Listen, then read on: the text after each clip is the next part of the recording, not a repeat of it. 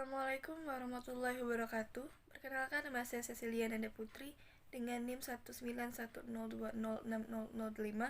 Saya dari kelas Matematika 19061, Program Studi Pendidikan Matematika UIN Raden Fatah Palembang. Di video kali ini saya akan membahas mengenai uji normalitas, uji homogenitas, dan uji T1 sampel.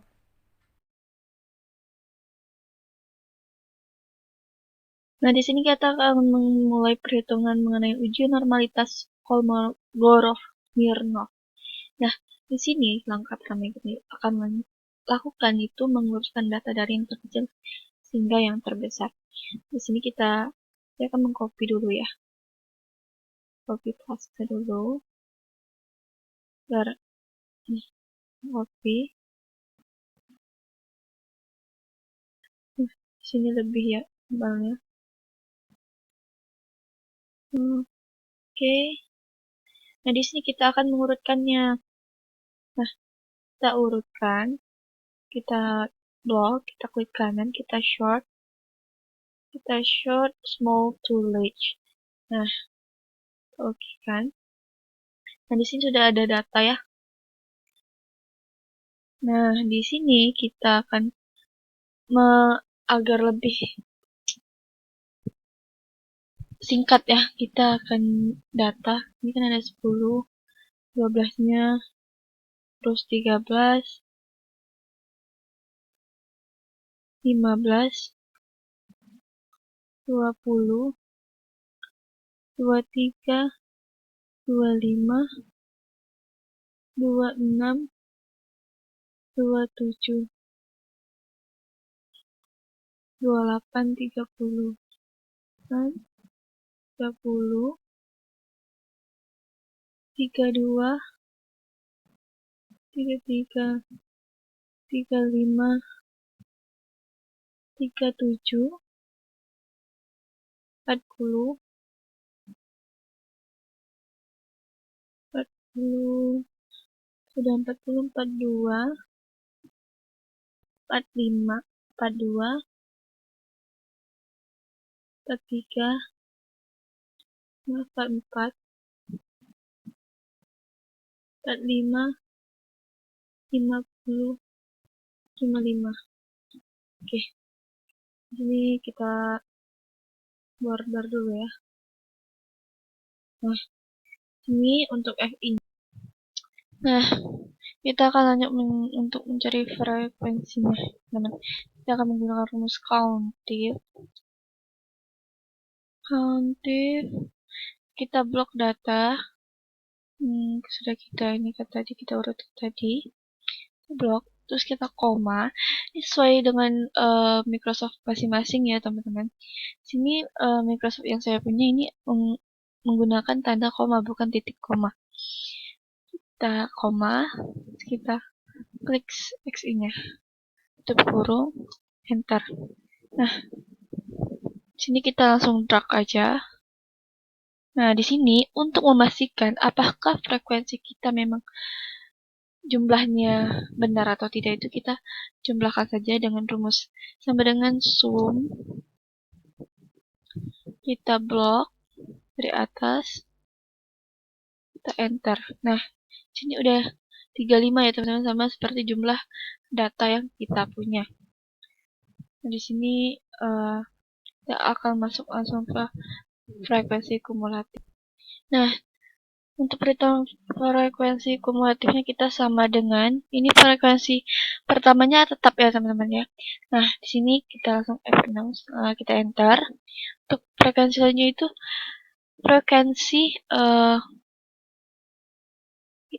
frekuensi awalnya ditambah dengan frekuensi yang ada dengan frekuensi sebelumnya. Nah, kita langsung blok aja. Nah, di sini kita langsung drag and drop saja. Nah,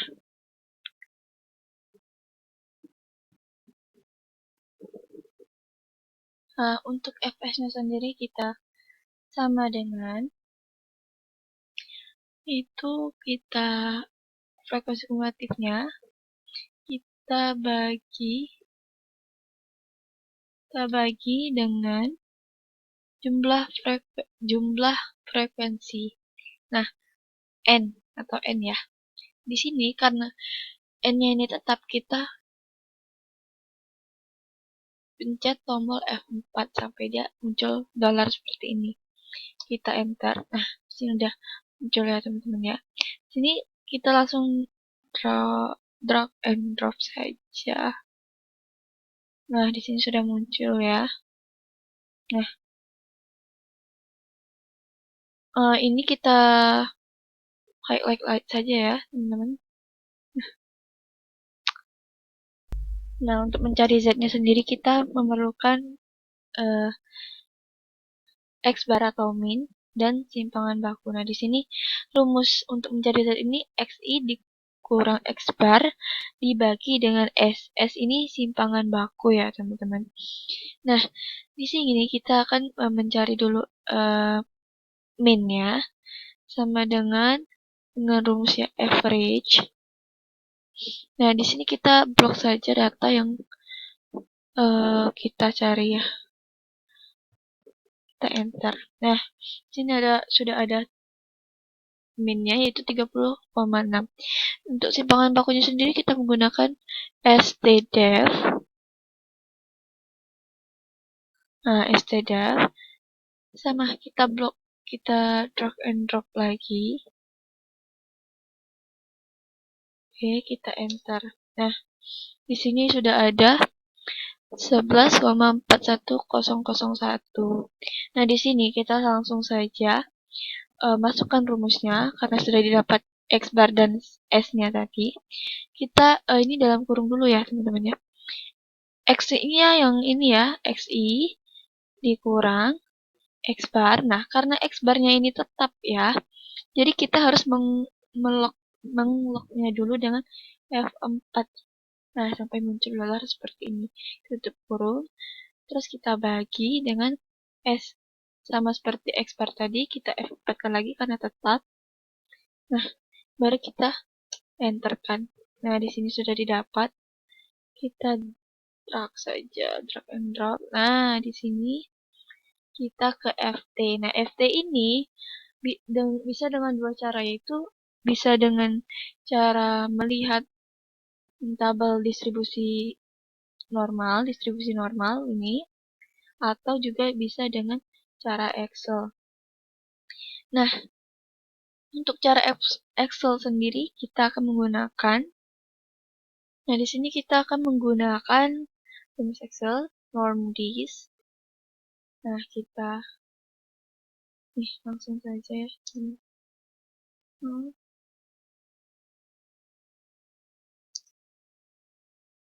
Tidak bisa ya, sebentar. Sama dengan normdis. Nah, tadi salah. Nah, kita drag and drop lagi di bawah. Nih, nah di sini kita lanjut FT dikurang FS. Ini bisa lah ya teman-teman ya, langsung saja FS. Oke, kita drag and drop lagi. Nah, di sini untuk mutlaknya sendiri kita menggunakan rumus absolute atau ABS. Nih. Oke.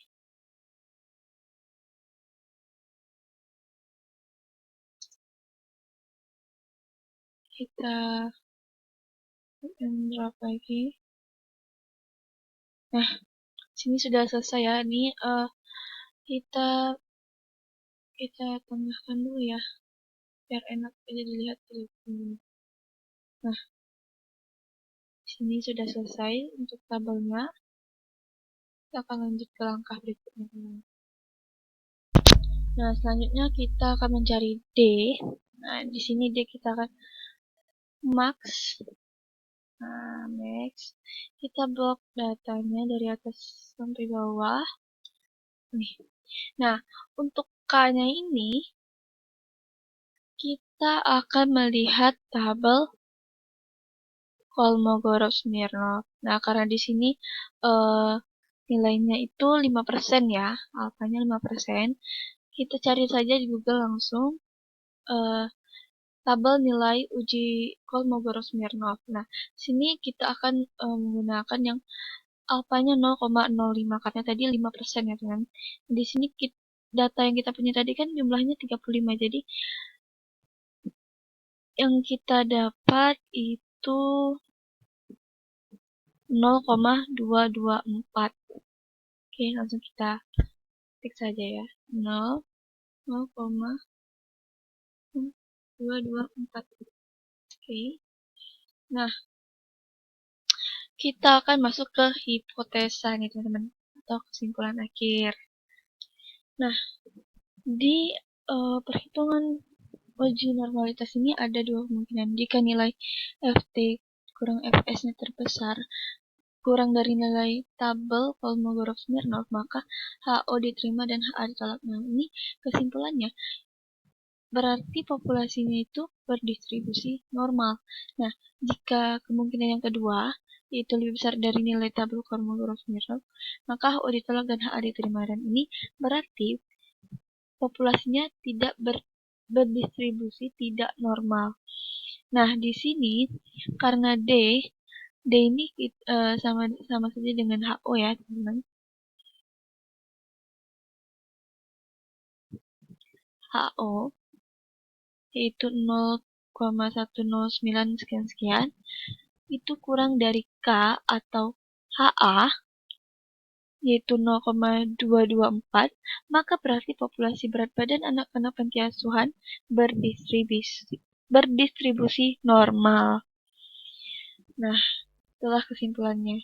Jadi dari data di sini berarti berdistribusi normal ya teman-teman. Nah, kita lanjut ke uji homogenitas. Nah, di sini dengan data yang sama ya, tapi di sini saya menambahkan data karena homogenitas ini untuk membandingkan data satu dengan data kedua. Nah, di sini ada data berat badan anak-anak panti asuhan Kasih Bunda dan Muara Kasih. Nah, di sini sudah ada 35 data ya. Nah, di sini langkah yang pertama kita lakukan itu menentukan hipotesis terlebih dulu. Ini H nolnya itu sama dengan data berat badan anak-anak panti asuhan Kasih Bunda dan Muara Kasih berasal dari populasi yang semua atau homogen. HA-nya itu data berat badan anak-anak panti asuhan Kasih Bunda dan Muara Kasih berasal dari populasi tidak homogen. Nah, selanjutnya kita akan menghitung rata-rata dengan rumus sama dengan average. Nah,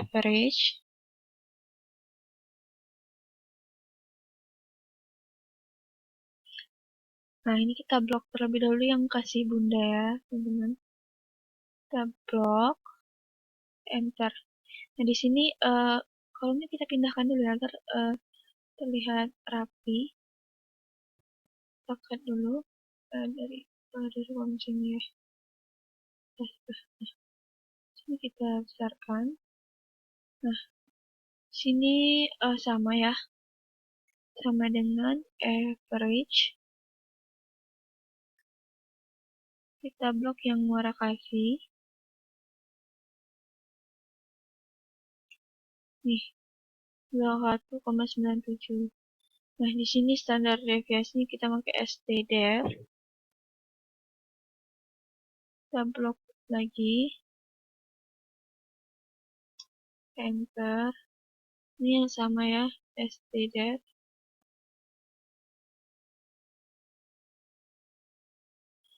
Oke. Nah, enter. Nah, untuk hack hitungnya sendiri, kita harus menggunakan rumusnya. Yang ini kita beralih ke N dulu. N-nya itu sama, 35. Karena jumlah datanya itu 35. Nah, di sini untuk menentukan F itu kita perlu taraf signifikan, teman-teman. Nah, di sini kita maaf ya, maafkan tadi saya kayak gini. Ini kita geser terlebih dahulu. sedikit mepet ya. Nah, di sini kita menentukan cara signifikan terlebih taraf signifikan 0,05. Nah, di sini untuk menghitung happy ini kita sama dengan standar deviasi yang terbesar dibagi dengan standar deviasi yang terkecil. Nah, sudah didapat ya teman-teman ya. Nah, di sini kita ini sama saja ya. Nah, di sini ini kita turunkan dulu. Kita akan menulis. Nah, selanjutnya kita akan menentukan deka. Nah, deka ini kita ada dua. Deka yang pertama itu sama dengan 35, jumlah data itu dikurang 1, sama dengan 34. Untuk deka yang kedua itu sama saja, 34 itu kurang 1 itu sama dengan 33. Nah, di sini selanjutnya kita akan menghitung f tabel sama dengan menggunakan fin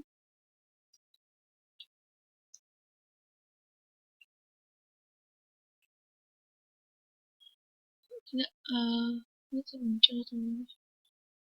Kita sama dengan fin. Nah, probabilitasnya kita gunakan taraf signifikan. Terus kita koma, ya ini sesuai dengan laptop masing-masing ya, sesuai dengan Microsoft masing-masing. Sini saya akan menggunakan koma. Nah, untuk deck freedom pertamanya itu kita masukkan 34.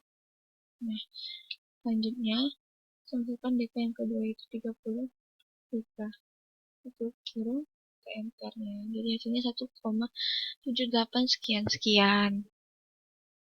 Nah, di sini kita akan melanjutkan ke tahap berikutnya, yaitu menentukan apakah F hitung itu lebih kurang dari F tabel atau sebaliknya. Nah, jika F hitung lebih besar dari F tabel, maka HO ditolak dan HA diterima.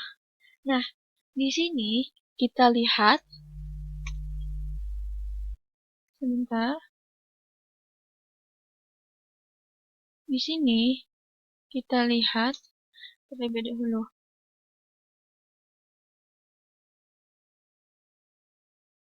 Karena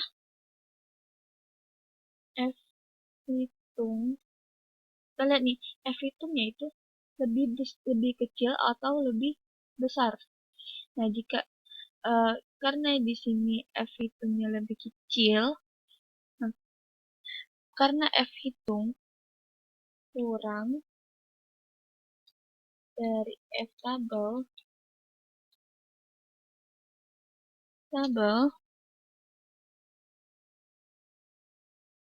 maka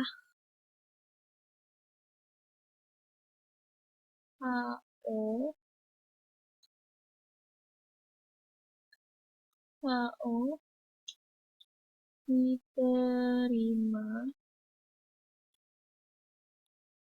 dan HA itu ditolak. Nah, karena di sini F hitungnya kurang dari F tabel, maka HO diterima dan HA ditolak. Jadi kesimpulannya, jadi data berat badan, kita copy saja ya, berat badan anak-anak berasal dari populasi yang sama. Ini sama atau homogen. Nah, di sini sudah ada kesimpulannya ya teman-teman ya. Kuningkan saja.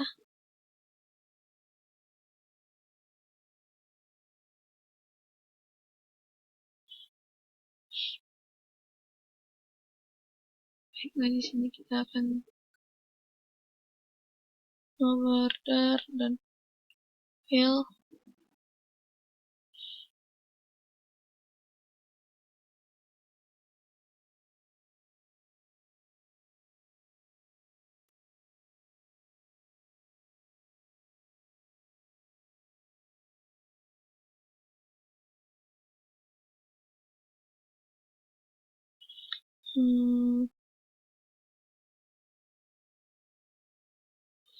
Saya border ya teman-teman, ya ribet soalnya.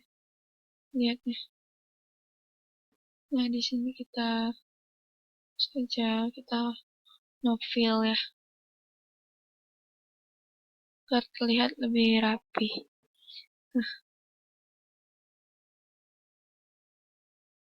Nah, di sini sudah ada kesimpulan. Jadi, data berat badan anak-anak panti asuhan Kasih Bunda dan Muara Kasih berasal dari populasi yang sama atau homogen. Nah, di sini sampai di sini ya.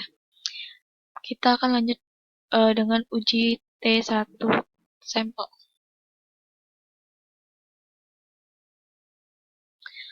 Baiklah, kita kembalikan untuk uji T1 sampel.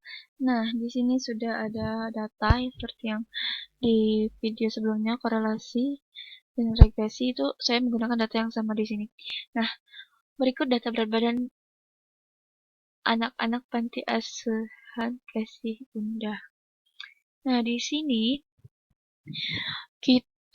langkah pertama itu kita menentukan hipotesisnya terlebih dahulu. Ya, jika H0 sama dengan rata-rata data berat badan anak-anak panti asuhan Kasih Bunda adalah kurang dari atau sama dengan 25 kilo.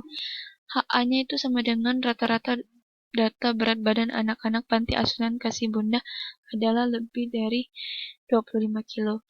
Nah, langkah yang kedua itu H0 sama dengan Neo kurang dari 25 kilo dan HA-nya itu lebih dari 25 kilo. Nah, di sini kita akan hitung rata-rata standar deviasi. Nah, di sini kita menggunakan taraf signifikan yang sama dengan homogenitas sebelumnya, yaitu 0,05. Nah, untuk mencari T hitungnya kan ini harus terlebih dulu ada rata-rata dan standar deviasi. Nah, rata-ratanya ini kita hitung terlebih dahulu itu dengan menggunakan rumus average. Nah, kita drag and drop data yang akan dihitung. Oke, kita enter. Nah, itu 30,6. Nah, untuk standar deviasinya sama. Kita menggunakan stdef. Kita drag and drop lagi. Kita enter. Nah, di sini sudah didapat standar deviasi dan rata-ratanya. Ini kita ini dulu ya. Kita warna agar lebih terlihat mencolok ya. Nah, di sini cara signifikannya juga. Sini T hitungnya juga kita warnakan. Nah, untuk mencari T hitung itu ada rumus tersendiri. Nah, di sini kita akan menghitung T hitungnya yaitu dengan menggunakan rumus sama dengan rata-rata dikurang patokan kita tadi 25. Jadi kita ketik saja 25 dalam kurung dibagi, kita klik standar deviasinya. Nah, ini dikurung dulu ya. Maaf. Ini kurung dulu. Ini harus hati-hati sekali ya. Nah, dibagi akar. Nah, untuk akar ini kita menggunakan SQRT. Nah, SQRT dari jumlah data. Nah, jumlah frekuensinya itu 35. Itu kurung lagi. Nah, baru kita enter. Nah, di sini sudah didapat 2,903596. Nah, sekarang kita di T-table. T-table-nya ini kita menggunakan rumus TIN. Nah, ini teman-teman ya. TIN, kita klik taraf signifikannya. Terus nah untuk freedom-nya ini kita mempunyai ini ya, teman-teman, kita mempunyai data 35. Itu 35 dikurang 1, jadi 34. Kita tutup kurung. Kita enter, nah didapatlah 2,032244. Nah, oke, di sini langkah ke-6 yaitu HA diterima jika T hitung lebih dari T tabel.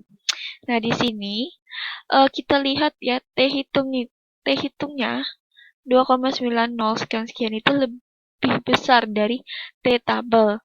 Maka HA diterima. Nah, jadi kesimpulannya yaitu jadi rata-rata berat badan anak-anak panti asuhan Kasih Bunda adalah lebih dari 25 kg.